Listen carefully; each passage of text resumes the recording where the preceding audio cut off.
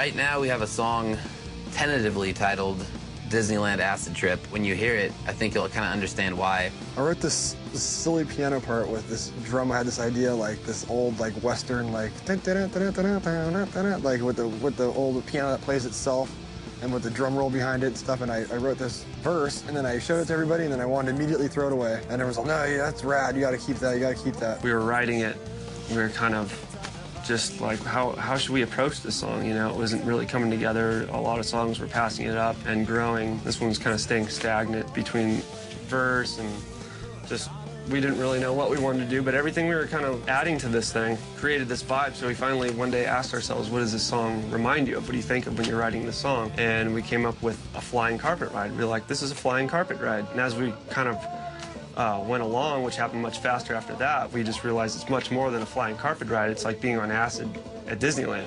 So they were like, well, let's like do like the electric parade in Disneyland when you're on acid. P-Boy should be Matt's cartoon voice.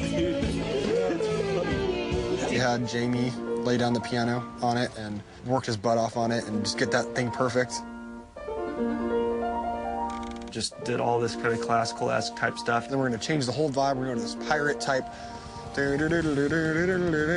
Some of my favorite just nuanced type guitar work, a la Walter Rice. Walter! Do I still got a Walter? Damn! We got a Walter? I'll get him. Oh, you rule things. I got some. You want some water?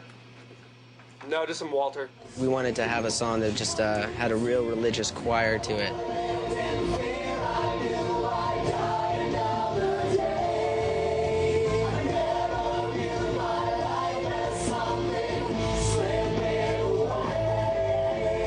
Yeah, so the singers in the choir come in and they're really great to work with because you can say, here's the parts to sing and do it right away and get an attitude and get an approach that you want. And then if you try new things and try adding something, they're really quick about doing it and learning it. The added dimension of that many voices on a track behind Matt's amazing singing. Some of the choir was just going, man, how does he sing like that? It's so great. Do you get vocal lessons? Yeah, that's amazing. Wow. Really? I'd love to learn to sing like that. You guys sound amazing. Thank you so much. Thank you. Thank you all very much. Very fast, very efficient, very beautiful. The song worked out. We were like making this end part, the end groove, and Brian turns to me, he's like, you know what? We should have little kids sing this thing, kind of like, where it's just like real cute. Brought in some kids to sing, which is, you know, a nice innocent vocal sound. And I was like, wow, you know, Jay-Z's Hard Knock Life. I was like, if we made it sound like that with like one or two kids like singing it, like singing their butts off.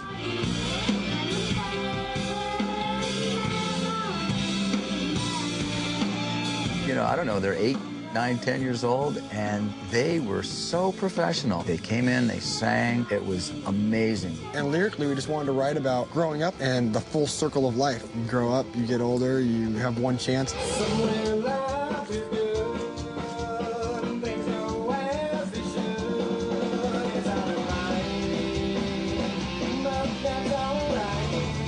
And then the kids at the end are saying something very heartfelt and meaningful, something that's way too intelligent for their age, in a way. And that's how we kind of wanted to have these little kids singing this thing, because they're just kind of in the whole energy field force kind of repeating life. They're starting up, you're dying, and then you're creating energy for something new to be born. Definitely one of my more favorite pieces on the album. As much as I wanted to throw it out, it became one of my favorite songs, just because it's so enlightening and enchanting and kind of crazy and so many different textures, and I'm just glad we could pull it off.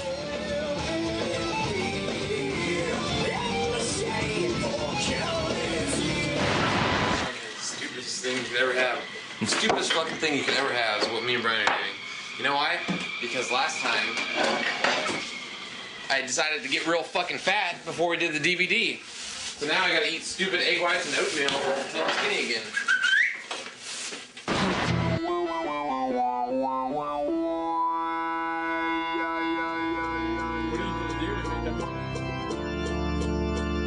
Right now, at this very moment in time, there's a song floating around the studio called Fast Melodic, because we're not too clever at making song titles in the early stages. All right, Fast Melodic. Fast and melodic. We wanted to make a song that kind of reminded us a little bit of our old school, more like Second Heartbeat-ish, where it's like more punk-driven. Fast Melodic is another one of my favorites just because it just flies through. It doesn't ever stop. The catchiest song on the album. That song really to me is the most melodic poppy thing that we've done. Put in some poppy shit right now, dude. I don't want to say poppy, but it is. Starts out with these dueling guitars that Sin came up with. To this day, I don't even know how that guy comes up with stuff like that.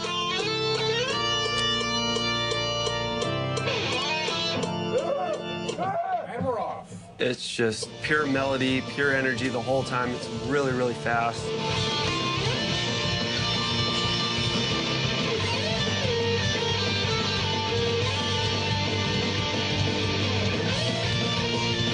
I think Sinister came up with an amazing solo at the end. It's really just a free, like very cool and driving, just happy and poppy. I like the guitar solo at the end, extremely uber melodic, to the point where you just want to slap me because it's just too goofy. You know the new thing to do? Those days when that guitar just won't stay in your fucking hands? Wax it up, wax it up, wax it up. Get that thing all waxed up.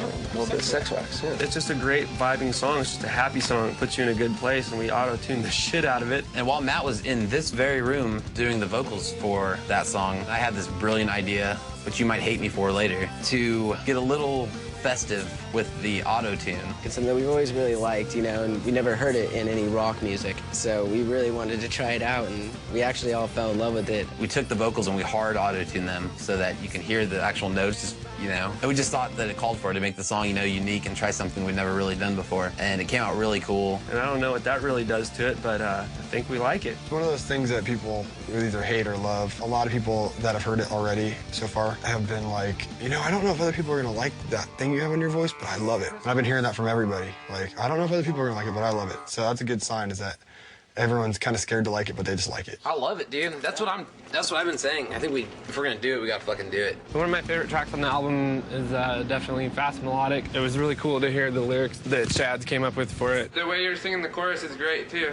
We demoed the song and had Gates humming a melody for so long that I could sing along just to the humming. The lyrics he wrote for that song are really impactful, and they really touched the shit out of me the first time I heard them. The song is about mankind just always being obsessed with war, and that's just how it kind of is. You know, these people preach for peace and stuff, and it's a really nice thought, but mankind has always been based on war and conquering and this and that, and you always know that in the end the empires will crumble and there'll be another war to be, you know, the ruler supreme, and that's kind of what the song's about. My Harleys for the most part. I'm Scott today.